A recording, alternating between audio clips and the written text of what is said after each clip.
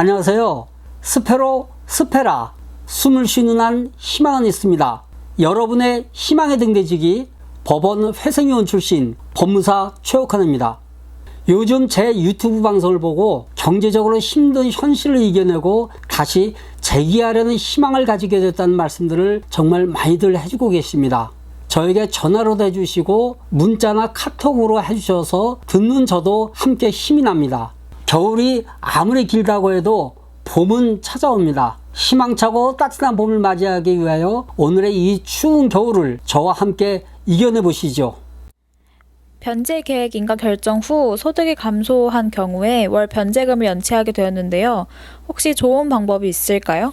예, 몇 가지 방법이 있습니다. 이 개인회생 변제 기간이 종전에 5년, 그러니까 60개월에서 지금은 36개월로 줄었죠. 이 기간 동안 개인회생 중인 채무자 입장에서는 변제금을 낼 수 없는 것이 가장 큰 걱정이 되겠죠. 만약 질문과 같이 채무자의 소득이 줄게 되어 변제금을 못 내게 되는 경우에 첫 번째로 개인 파산을 신청할 수가 있고요. 두 번째로 특별면책이라는 것을 생각해 볼 수가 있습니다. 그런데 이 개인 파산과 특별면책은 요건이 있어가지고 신청을 하려는 채무자는 그 요건에 해당이 돼야 되거든요. 이 요건에 해당이 되지 않는 채무자는 신청을 할 수가 없습니다. 그래서 이러한 경우에는 기존에 진행 중인 개인회생 절차를 폐지 신청을 한 후에 다시 재신청을 할 수밖에 없습니다. 이렇게 되면은 처음으로 다시 시작하는 거거든요. 이제까지 변제 수행을 했던 개인회생이 완전히 다 무시가 되고 처음부터 개시 신청이라든지 이런 걸 절차를 밟아야 되는데 그만큼 채무자 입장에서는 사실 부담이 많이 됩니다. 그래서 기존의 개인회생 절차를 폐지하지 않고 소득이 줄거나 또 생계비가 증가하게 된 경우 이때는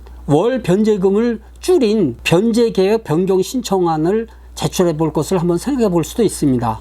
그렇다면 혹시 변제계획 변경안을 제출할 수 있는 사유는 어떤 것들이 있을까요?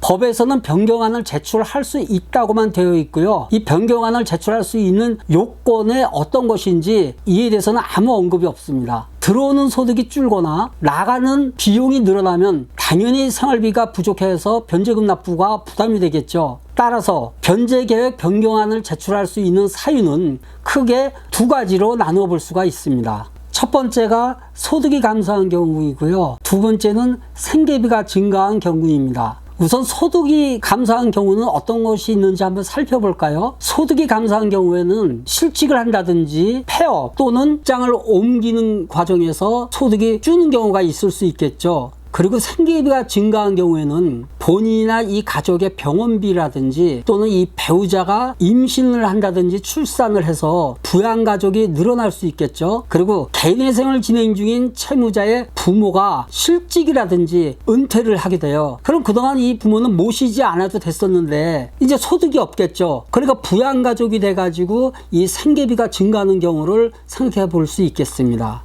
우리 법원에서도요, 변제계획 변경안을 신청할 수 있는 사례로 제시하고 있는 예시도 이 범위를 크게 벗어나지 않고 있습니다. 법무사님, 그러면 변제계획 변경안은 언제까지 제출하면 되나요? 변제계획 변경안 제출 시기는 변제계획에 따른 변제가 완료되기 전까지만 제출하면 되거든요. 특별한 사유가 없는 한 변제기간 만료일 3개월 전까지는 제출을 하도록 서울회생법원 준칙에 규정되어 있습니다. 그러면 변제 기간 중에 채무자가 부동산을 취득한 경우에 채무자에게는 변제계획 변경안을 제출해야 할 의무가 있나요? 이 채무자가 부동산을 매수하지 않습니까? 그런데 이 부동산 매수 자금이 그 인가 당시에 숨겨놓은 돈, 그러니까 이제 은닉재산이라고 하거든요. 또는 이 거짓 아니면 허위, 이 거짓 소득에 의한 것이 아닌 이상은 법원에다가 구태여 신고할 의무는 없다고 볼 수 있습니다. 채무자 소유 부동산의 가격이 인가 당시의 가격보다 훨씬 상승했다는 것을 주장하면서 채권자가 변제계획 변경안을 제출하는 경우 변제계획 변경 요건에 해당하나요?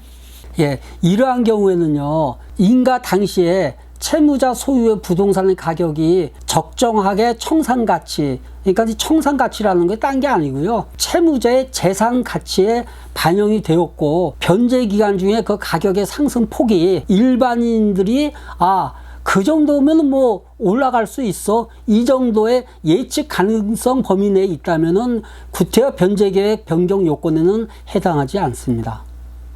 마지막으로 변제 계획의 변경안을 제출하면서 특별히 주의해야 할 사항은 무엇이 있나요?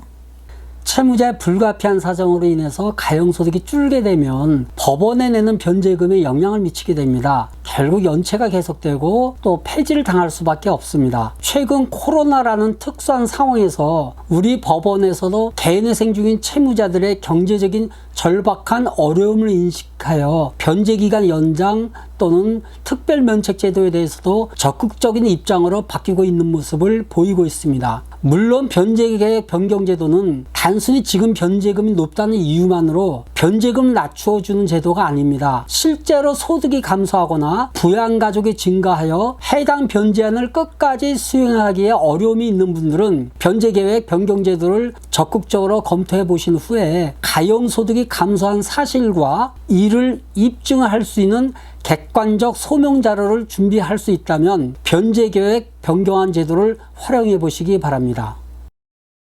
오늘은 개인회생 절차에서 변제계획 변경 제도에 대하여 살펴봤습니다. 오늘 제 영상이 좋으셨다면 좋아요를 꾹 눌러주시고요. 더 궁금한 사항이 있으면 아래 댓글을 남겨주시거나 저에게 상담 전화를 주시면 되겠습니다. 스페로 스페라, 숨을 쉬는 한 희망은 있습니다. 여러분의 희망의 등대지기 법원 회생위원 출신 법무사 최옥환이 여러분과 함께 하겠습니다. 감사합니다.